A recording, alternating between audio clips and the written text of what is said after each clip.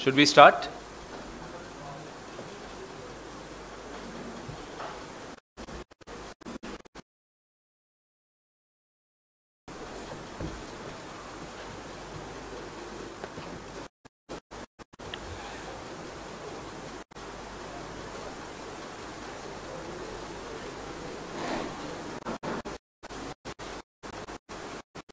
शुरू करें?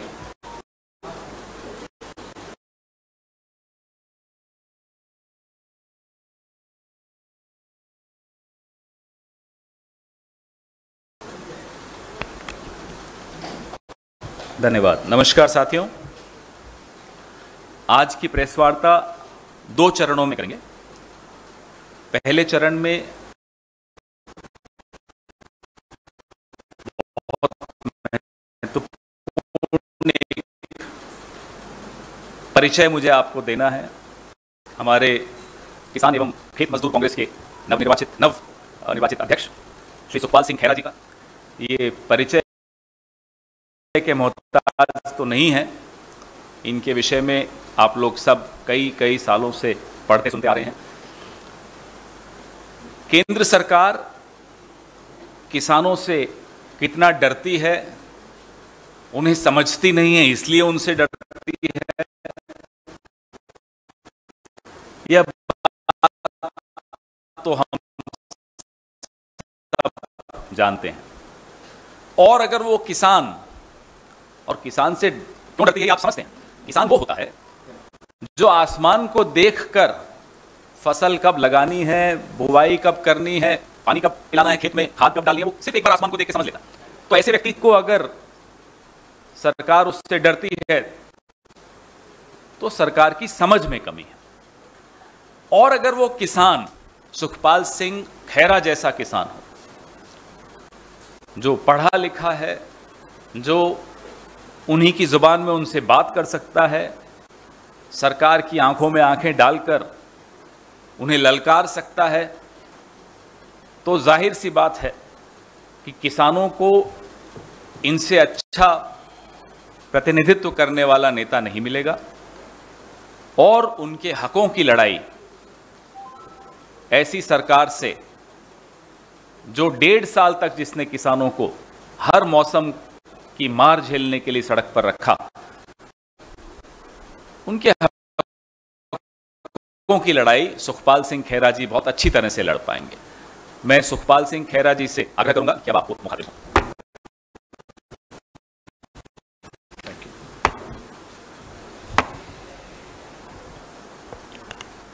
Thank you पवन खैरा जी, आप सबका धन्यवाद, स्वागत करते हैं हम।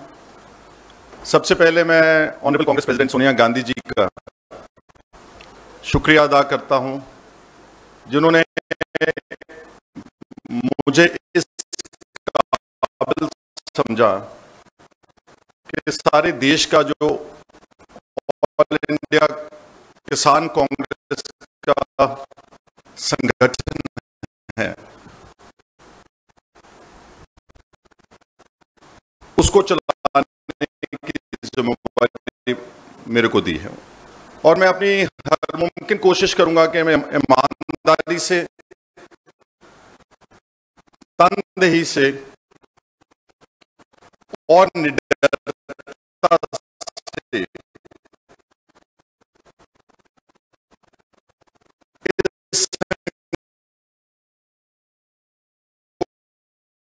करेंगे। जो इस वक्त हालात हैं देश के खेती के और खेत मजदूरों के, किसानों के, वो बहुत तरस लोग हैं। किसी वक्त आप सबने भी शायद सुना होगा, आपने, हमारे बुजुर्ग कहा करते थे, उत्तम खेती, मध्य व्यापार, निखित नौकरी। लेकिन पिछले आजादी से लेकर के अब तक ये फ्रेज टर्न अराउंड हो गया। अब सबसे निखित खेती है, सबसे जो एक इस तरह का ईमानदारी का एक कितना है, एक इस तरह का काम है जिसमें कोई स्कोप नहीं है किसी से बेईमानी करने की, किसी से धोखाधड़ी करने की, वो सबसे नीचे चलेगा। और जो हमारा आर्थिक पोजीशन है किसान की इंडिया में, वो गिरती चली जा रही है। अगर मैं पंजाब का आपको थोड़ा सा कोट करूं, पंजाब जिसको आप समझते हैं कि Punjab is food ball of India, food granary of the country, Punjab में इस वक्त जब हम बात कर रहे हैं 1 लाख करोड़ से ज्यादा कर्जा है पंजाब के किसान के ऊपर, जो सबसे प्रफुल्लित किसान है देश का। 10 लाख रुपया पर हाउस होल्ड उसके ऊपर कर्जा है। और इस भारी कर्जे की वजह से पंजाब का किसान लगातार सुसाइड्स, आत्महत्या के रास्ते के ऊपर चला हुआ है। और यही रास्ता तकरीबन सारे देश में है, चाहे वो विदर्भ का इलाका है, चाहे आंध्रा की स्टेट है, चाहे तमिलनाडु की बात करें,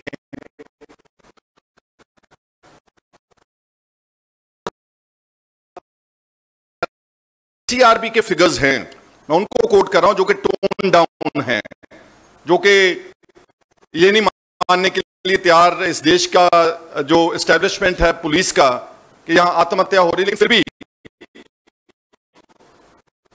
2000 से लेकर 2015 तक 4.5 लाख किसान और खेत मजदूर आत्महत्या कर चुके हैं। ये इस वक्त हमारे हालात हैं। और दुख से कहना पड़ता है कि किसानी को जो कि खेत मजदूर है, जो ग्रामीण भारत है, it accounts for almost 60 to 70%, but the entire focus of the government is on urbanisation. They are not concerned about what is happening on the country, in the country side. आपने ग्लोबल इंडेक्स आप देखते हैं, सुनते हैं कि hunger के index में India is one of the lowest countries, no, at the lowest level, I think the lowest 17 countries in so far hunger is concern. लेकिन अगर एडवर्टाइजमेंट्स देखें,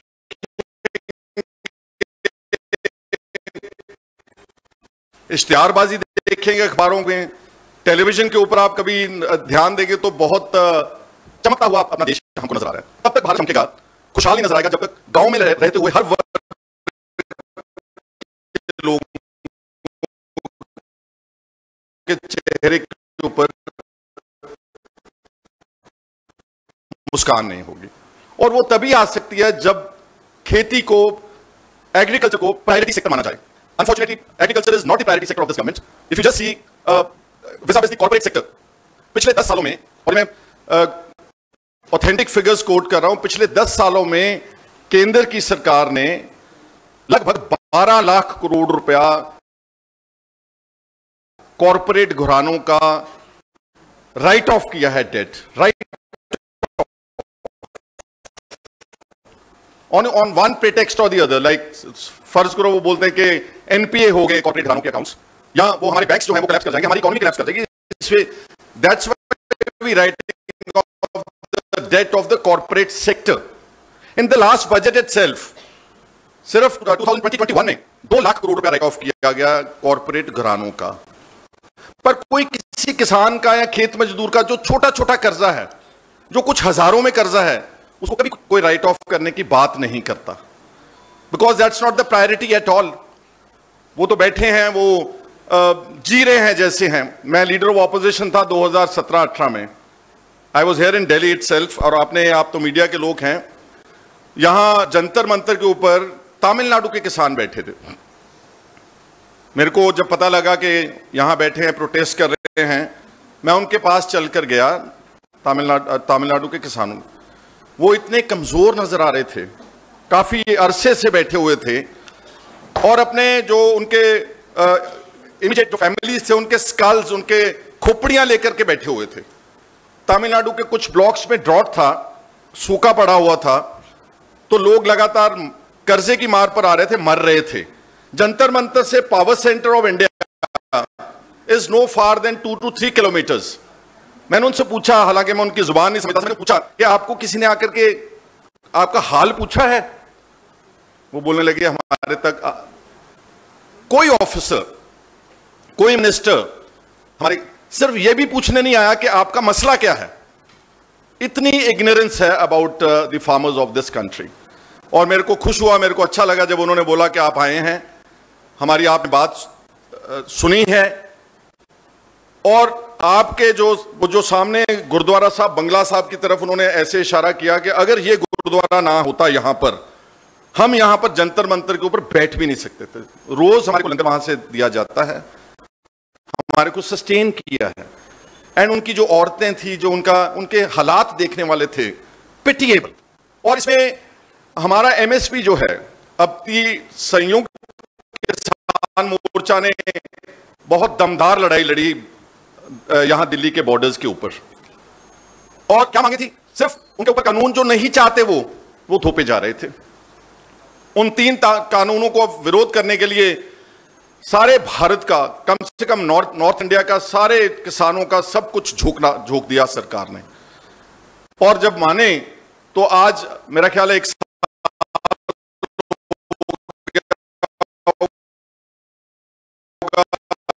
एजुटेशन को खत्म हुए। MSP committee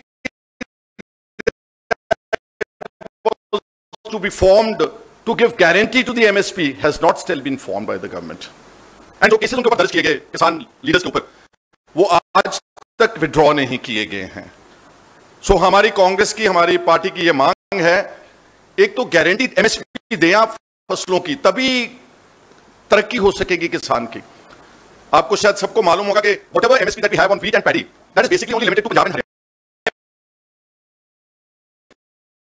But nobody knows about that guarantee in Karnataka, in Andhra Pradesh, in Tamil Nadu, in Maharashtra, and they're not getting one.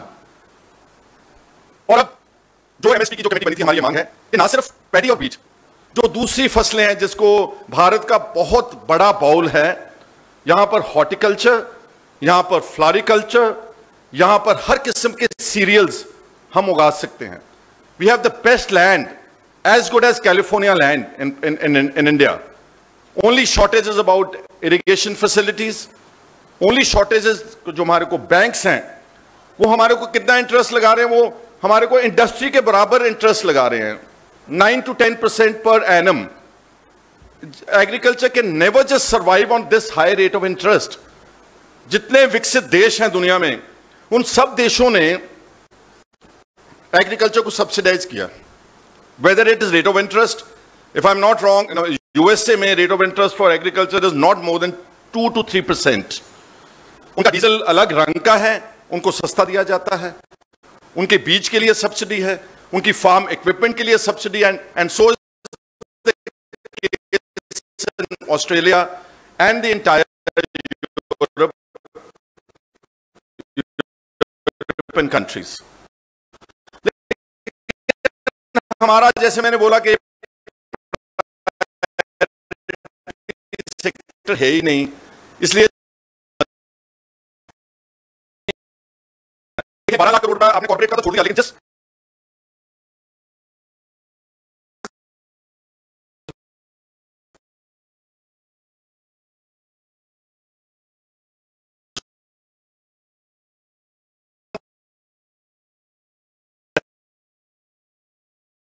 मजबूरी है, ये तो पैदा करते ही रहेंगे।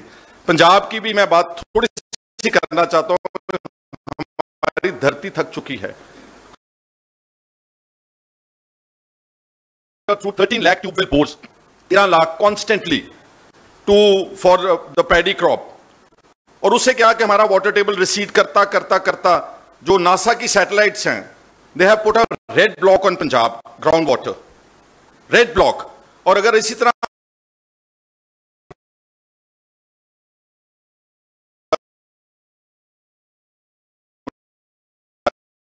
in the making, but nobody is bothered from the center that we should help them diversify. State government cannot diversify. जो हमारी आम आदमी पार्टी की गवर्नमेंट, उसने बोला था कि हम फसल खरीदेंगे,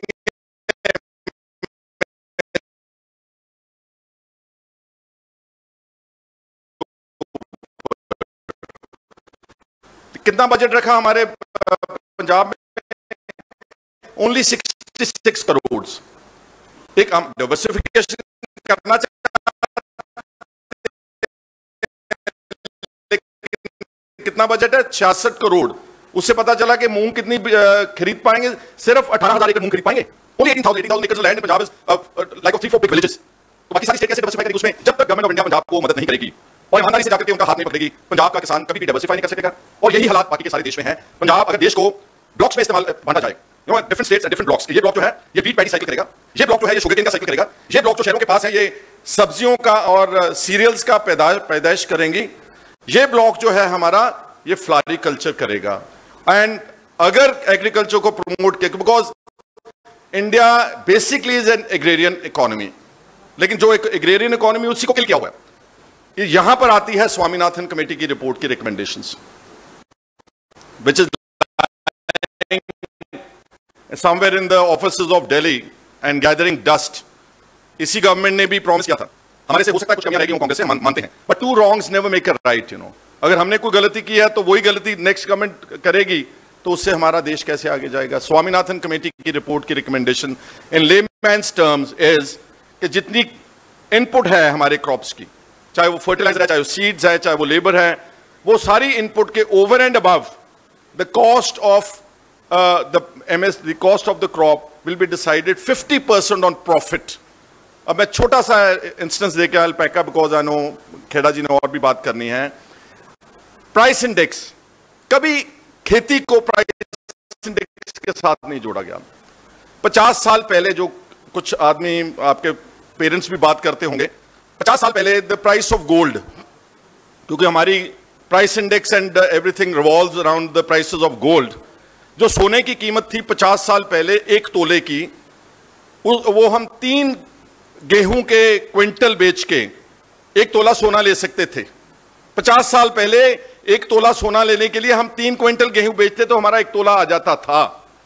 लेकिन किसी ने बॉदर ही नहीं किया कि इनके हालात क्या हैं, इनको कैसे संभालना है। 50 years down the line, now we have to sell 25 quintals of wheat, 25 quintal, तब जाके 50,000 का 1 तोला सोना आता है। बस दैट इज द स्टोरी। और जब तक हमारी सरकार, हमारा देश इसको सेंटर स्टेज के ऊपर नहीं लेकर आएगा और खेत मजदूर, जो कि किसान की इकोनॉमी के साथ ही उसका जो भविष्य है वो जुड़ा हुआ है, तब तक इस देश में कभी भी इंसाफ पसंदी, खुशहाली, तरक्की, आप फिगर्स में तरक्की दिखा सकते हैं कि हमने इतनी एम्प्लॉयमेंट दे दी है, हमने हालांकि करोड़ों जॉब्स गवर्नमेंट सेक्टर में खाली पड़े हैं, लेकिन वो तरक्की नहीं है। That is only fudging of figures and presentation of the situation just merely on the paper or on the television, whereas the ground reality is कि वहाँ पंजाब समेत सारे देश के किसान और खेत मजदूर बड़ी मुश्किल में है। और मैं उम्मीद करता हूँ कि हमारे को जो काम दिया गया है, मैं सबको कॉल करूँगा कि जो भी देश के लोग इसमें काम करना चाहते हैं, irrespective of the fact whether they are in my party or not, they are welcome to join us. Let's make a movement out of it, you know, and let's pressurize the government of India to get agriculture sector on priority, और किसानों का और खेत मजदूरों का भला हो सके, इस एजेंडे के साथ हम अपना आगाज करने की कोशिश करेंगे। आप सबका एक बार मैं दोबारा धन्यवाद करता हूं, and if I've taken more time, I'm sorry for that. Thank you. पहले आप खेरा साहब से जो क्वेश्चंस हैं उनसे सवाल पूछ लीजिए, उसके बाद हम दूसरा चरण शुरू करेंगे।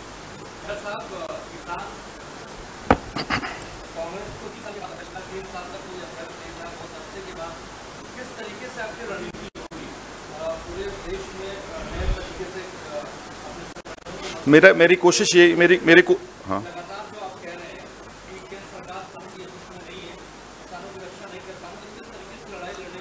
देखो पहले तो I will be needing some time कि मैं इसको ऑर्गेनाइज कर सकूं, क्योंकि बहुत बड़ा देश है। मैं एक कोने से आता हूं, लेकिन आता हूं उस स्टेट से जहां पर सबसे ज़्यादा चैलेंजेस हैं। पहले इसको ऑर्गेनाइज करेंगे, और अगर हम उसको बेहतरीन एक संगठन बना लिया तो फिर हम उसको इस्तेमाल करके we will use it as a pressure group on the government, because इस देश में बात से तो कोई मानता नहीं है। You have to agitate for it. जो 3 किसानों के कानून थे वो पहले ही रिजेक्ट कर चुके थे, लेकिन उसको मनवाने के लिए 1.25 साल उनको वहां पर बैठना पड़ा। तो आई थिंक हालांकि डिसेंट डेमोक्रेसी में बात से ही बात सुन लेनी चाहिए, लेकिन उसको संघर्ष के लिए तैयार करना पड़ेगा इस संगठन को। That's my M.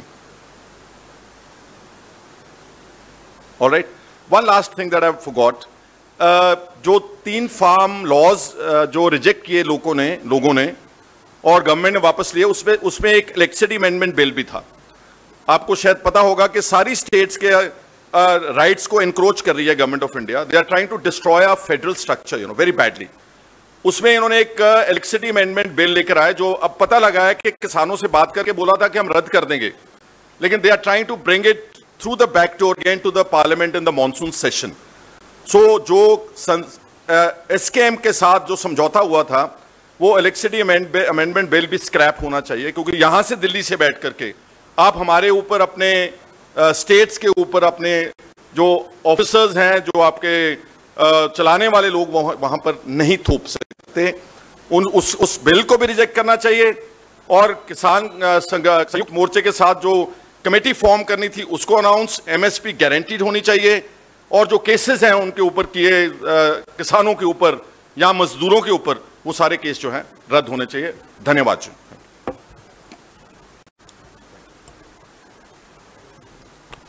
जी, अब आप कुछ और पूछना चाहें तो पूछ सकते हैं।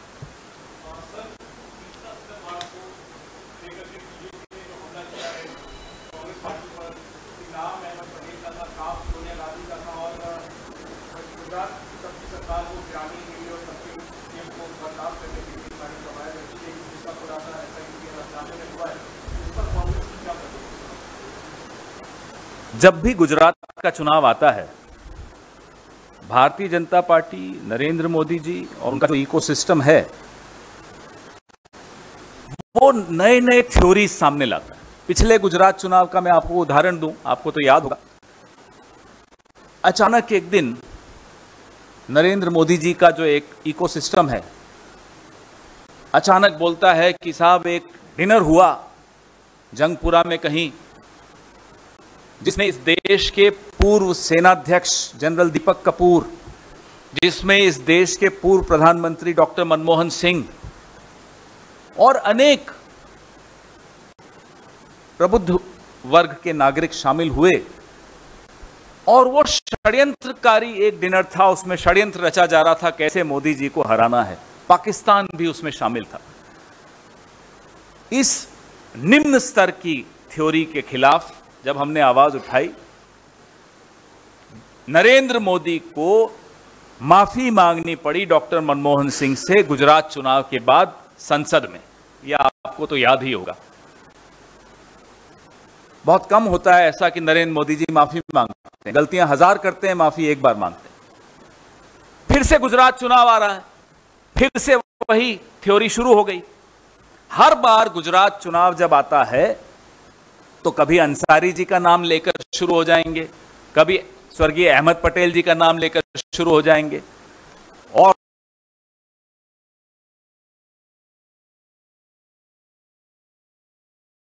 मैं याद दिला दूं आपको, जिस एसआईटी ने श्री नरेंद्र मोदी को क्लीन चिट दी थी, उसके अध्यक्ष श्री राघवन को पुरस्कृत किया गया। जवाब दें, क्यों पुरस्कृत करने की आवश्यकता? वो तो अपना काम कर रहे थे। उनको रिटायरमेंट के इतने सालों के बाद राजदूत बनाने की आवश्यकता क्यों? तो नरेंद्र मोदी जी को समझ लेना चाहिए कि काठ की हर बार चुनाव आता है तो आप कभी किसी मुस्लिम नेता का नाम जरूर लाएंगे। आपको 8 साल में आपने कोई अच्छा काम नहीं किया जो दिखाकर आप जीत सके अगला चुनाव। हर बार आपको पाकिस्तान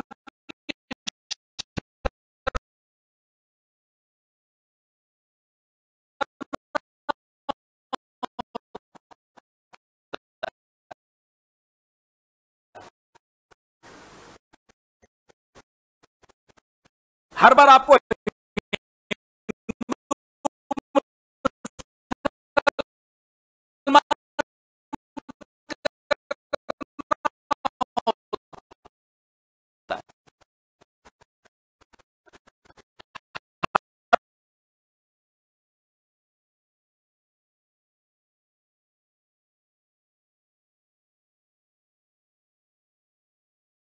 आपको षड्यंत्र दिखाना होता है कि मेरे खिलाफ षड्यंत्र हो गया।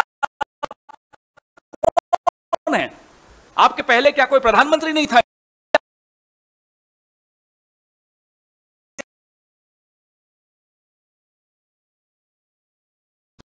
राजनीति